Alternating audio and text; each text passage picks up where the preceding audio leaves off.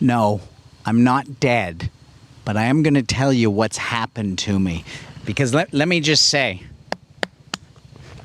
it's now or never.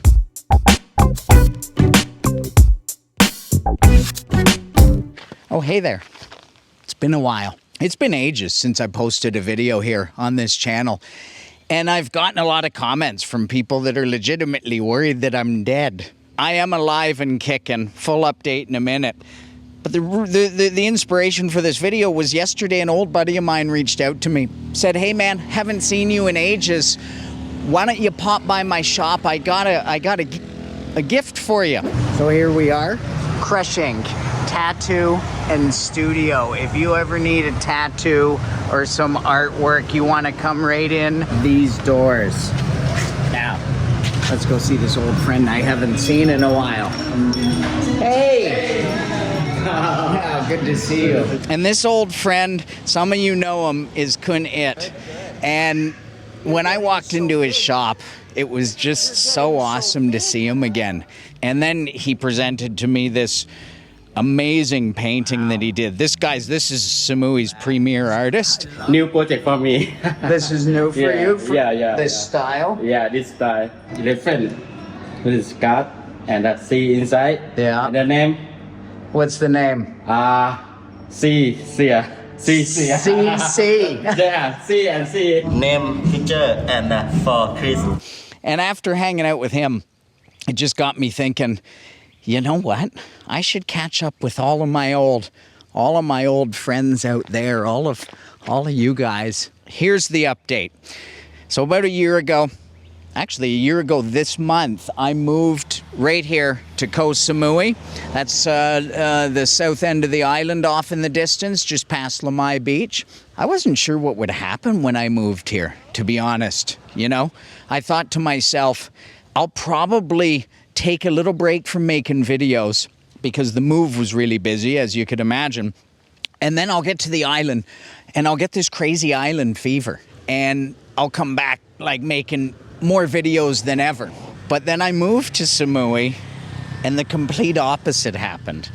I started to settle into island life. I shifted my own engine down from like 5th gear, which is like Bangkok speed, and then I'm down to 4th gear, and then I shift, and then next thing you know, I'm in like 2nd gear, and I started loving it. I started loving days where you just wake up, you know, I jump in my truck and I drive around the island, making stops along the way, looking for a place to happen. It's been really nice to prove to myself that I can kind of shift into retirement mode and just enjoy time passing.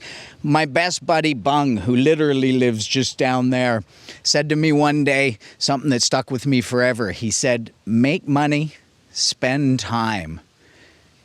And there's so much wisdom wrapped up into that statement. I mean, think about it.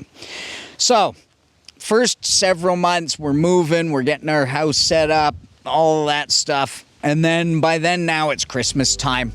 And our daughter comes over to visit, her last Christmas at university. Then she leaves, my parents come over. They were here for 2 months. And hats off to you, Mom and Dad, for making the trip. Age 80, they're still doing it, baby. Inspiring shit. I did make a video while they were here just because I needed to get them in a video because they're hilarious. I mean, who's kidding who? Get this blindfold on. Okay. Oh, you're used to wearing that. Press a button. I got a button you can press. And so then, boom, suddenly time keeps on slipping. Next thing you know, it's spring. And Haley and I had a long-standing plan to go on a big trip. So we flew from here to Istanbul, Turkey. This place is absolutely spectacular. You know, you got mosques everywhere. The history, it just oozes through every crack in every building. The food is ridiculous. And the city's cut in half. So you got the European side, and then across the Bosphorus, this big strait of water, is the Asian side. So literally like a 5-10 minute drive to get from one to the other. It's also quite cheap, Istanbul. Maybe not quite as cheap as Bangkok, but it's not far off. I would highly recommend if you do go to Istanbul, check out a little neighborhood called Moda. Awesome. It's the Asian side, less tourists. But if you're into seeing how the locals are just living life, that's the spot to check out. So Istanbul was absolutely incredible.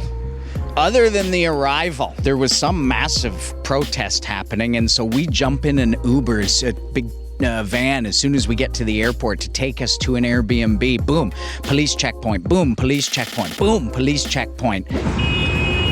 So the first leg of the tour, thank you, thank you. The first leg of the tour, our entire neighborhood is closed and blocked off. So we have to walk 4.5 kilometers because our driver can't go any further.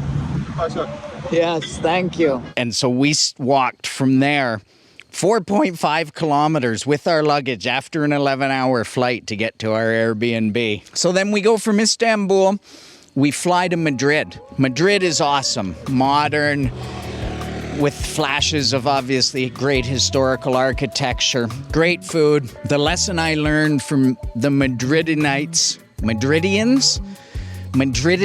I don't know what the hell you call them. The people in Madrid know how to live. You guys taught me that. I actually prefer Madrid to Barcelona. Barcelona is feels a little too touristy. We also went to a couple of small towns. One I'd recommend is Cadaqués. It's this little seaside fishing town. It's the home of where Salvador Dali used to live. And then from there all the way up into France, where we started at Nice, right on the Côte d'Azur, down in southern France. And that was where we met the person who this whole trip was based around. Shout out to you, Anna. So our daughter finished university, and we had always dreamt that one day when she finishes uni, we'll all meet up in France. And so we did.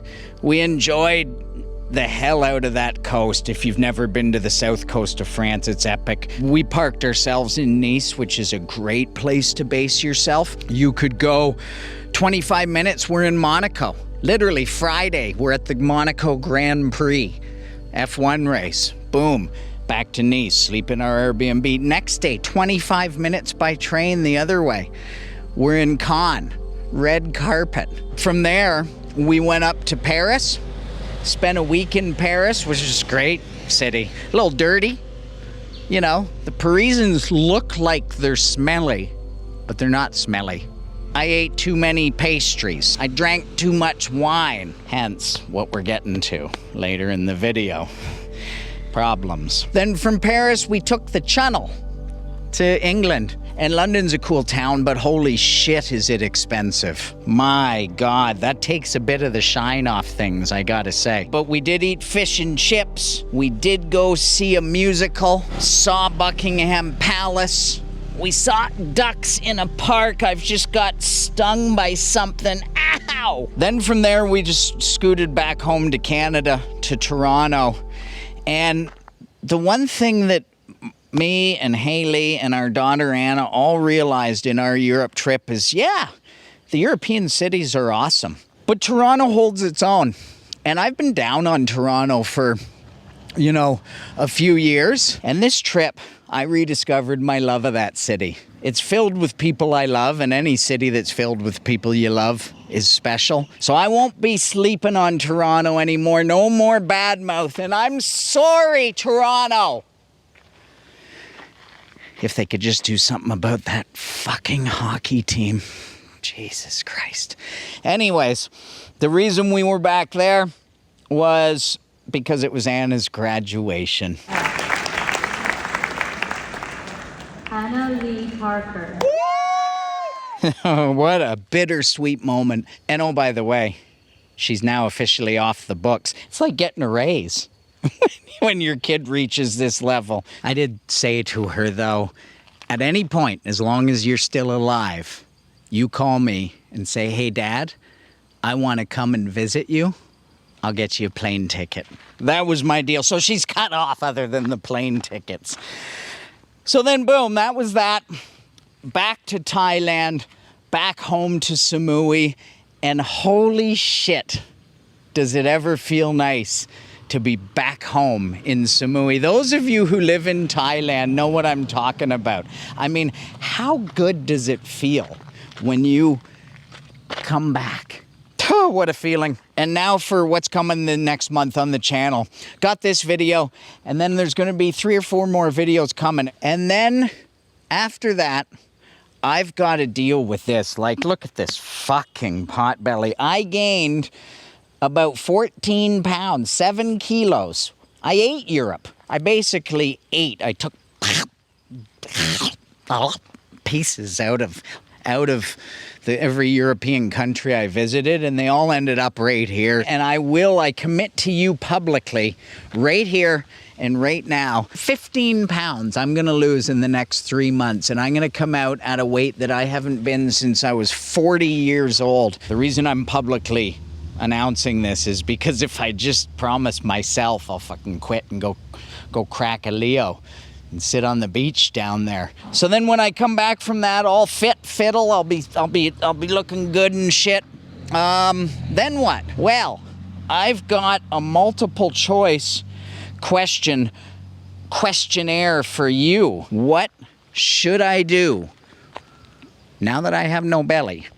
Should I A, make a series of videos detailing the process of moving to Thailand? Should I B, make a series of videos showing you the top 25 things to do in Koh Samui? C, document that fitness journey and put a video out when I'm done, showing you this whole fucking fitness process. I don't even know why I'm giving you that as an option, but it's an option. Or lastly, D, should I just retire from YouTube forever? Now's your chance to get rid of me. But I'll tell you, it was good catching up.